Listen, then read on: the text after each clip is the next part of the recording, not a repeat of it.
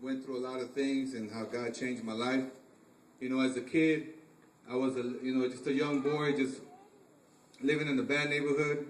And as a kid, I used to walk home from school. There used to be gang members from my neighborhood and other neighborhoods that used to just beat me up for no reason. And I used to get home all the time telling my mom, like that first scene, I'm getting tired of this. But I couldn't do nothing, I was scared of these gang members.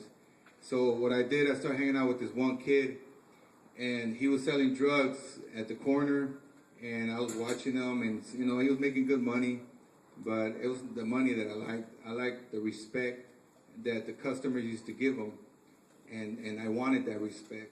So I started selling drugs for that. I used to blow the money. I used to make, $800 in a couple hours and just blow it on the homies. I didn't care about that. It was just that respect, and I got addicted to that respect, and I wanted more.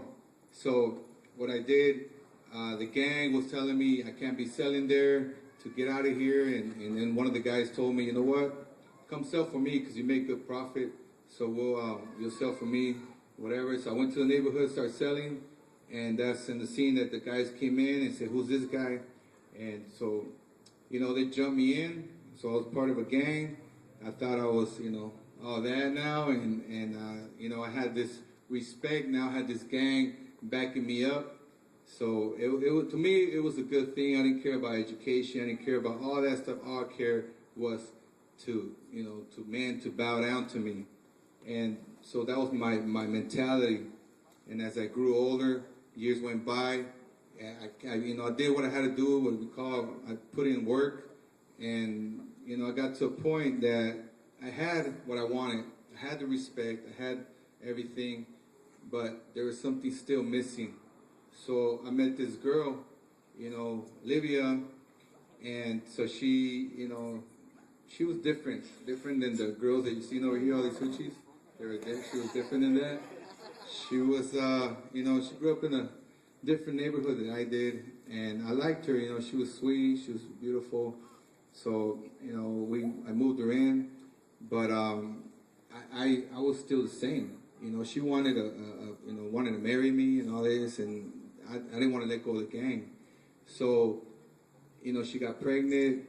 I didn't take care of her when she was pregnant. My son was born disabled.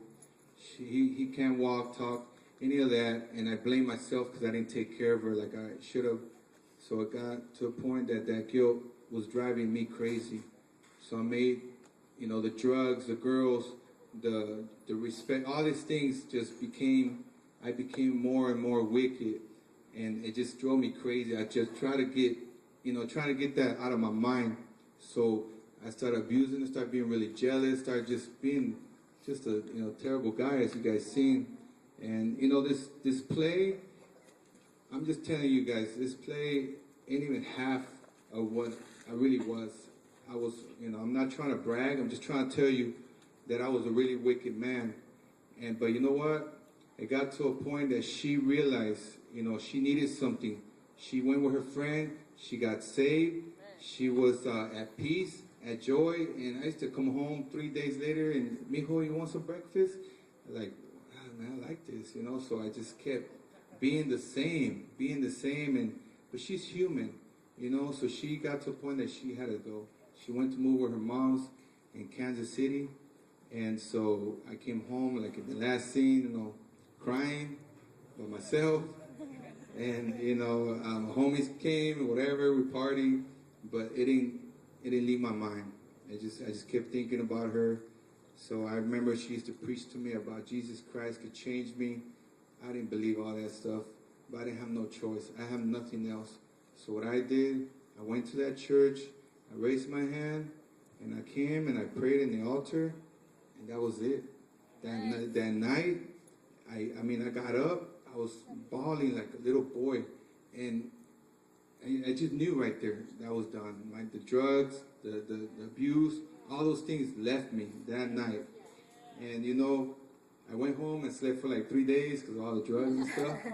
But then I kept trying to work on getting my wife back, and it took a while. She didn't trust me, but she came back. We worked things out.